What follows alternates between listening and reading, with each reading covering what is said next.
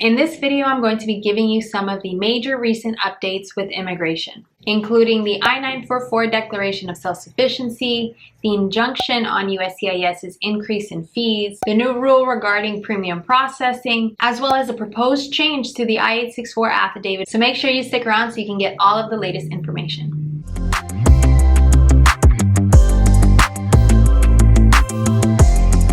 Hello everyone and welcome back to another video. It's been a while since I last uploaded a video, so we have a lot of information to cover. But before we get started, make sure you are subscribed with your post notifications turned on so you can be notified each and every time I have an update for you. Also, go ahead and give this video a thumbs up so YouTube knows to spread it throughout the platform. Now, I know it's been a while since I last brought you guys an update. So much has happened.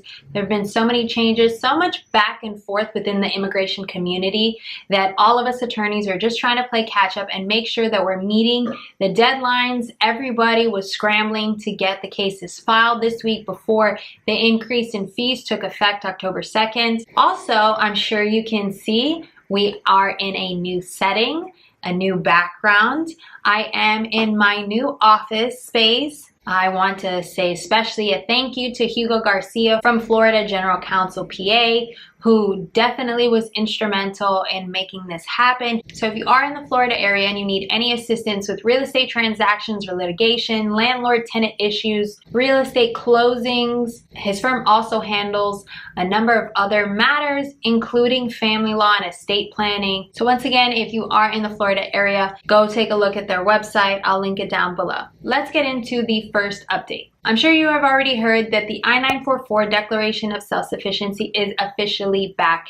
It was gone temporarily due to the previous injunction, but that has been done away with. It is officially back and USCIS can implement their public charge rule even during the COVID-19 pandemic. According to USCIS, if you file your adjustment of status without the I-944 Declaration of Self-Sufficiency and supporting documentation before October 13th, they will not reject your case. Okay, they'll still accept the I-485 adjustment of status. They won't reject it, but you will get a request for evidence down the road. So be aware of that. Now, after October 13th, they will start to reject your I-485 altogether if it's missing the I-944 Declaration of Self-Sufficiency. So if you're preparing your case right now, just go ahead and include it because you're going to have to include it anyways at some point and submit it. And those of you that have filed previously without the I-944 Declaration of Self-Sufficiency,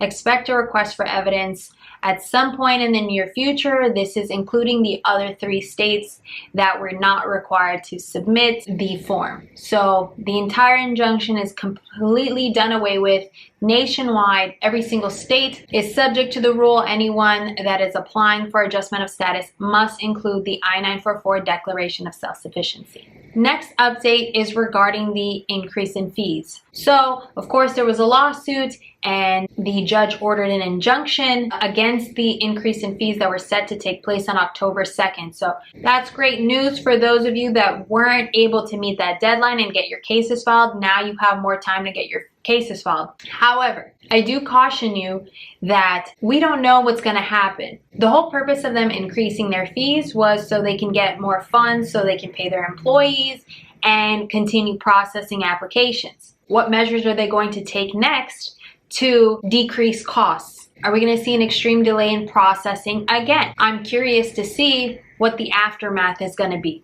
Also, just like the Declaration of Self-Sufficiency was done away with and came back, there's a chance that that might happen with the increase in fees as well. I don't know how long this is going to last. Which brings me to my next update, which is HR 8337. Specifically, it was passed, it was signed. It's expanding the premium processing availability to other applications. Okay, so previously, it was just for certain I-140s and certain I-129s, but now it's expanding the option for many more applications.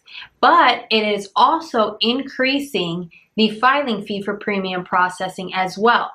So this is to give USCIS the ability to receive more fees. EB-1 petitions for multinational managers and executives, or EB-2 NIW petitions. Now, multinational managers and executives, so that category for EB-1 and EB-2 NIWs did not have premium processing available, but now it will be available to them. The rule says that the fee cannot be greater than $2,500, okay? So likely that's what it will be, $2,500. Once USCIS implements this new rule, it will likely be $2,500 to request premium processing for those types of applications. The rule says that the premium processing time can be no greater than 45 days. Now, premium processing will also be available to I-539 applications for change of status. So the rule states that change of status requests for F, J, and M applications, the fee can be no greater than $1,750, and the processing time is no greater than 30 days. Now, the rule also states that a change of status request for dependents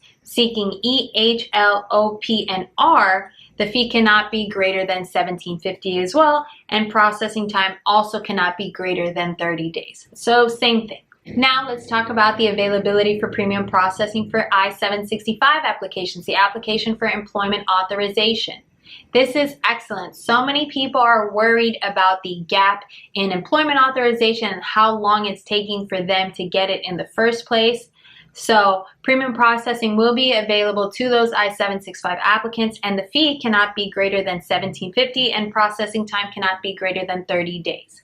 So what this rule is doing is it's increasing the fee for premium processing, increasing the time limit based on what the application or petition is. So even though the law takes effect immediately, the increase in the filing fee for premium processing and the availability will not take effect until USCIS is able to implement them. So USCIS has to come out and say, okay, now we can accept this premium processing. This is the new fee. We're going to accept it for these applications, and this is the fee, and these are the rules, so on and so forth. They have to be able to implement them. So there isn't a specific start date yet. We don't know when this is going to take effect. The last thing I want to talk about is the proposed change to the I-864 Affidavit of Support. So yesterday, October 1st, the Department of Homeland Security announced a proposed rule that, according to them, would increase the integrity of the nation's immigration system. As many of you know, when filing a family-based petition,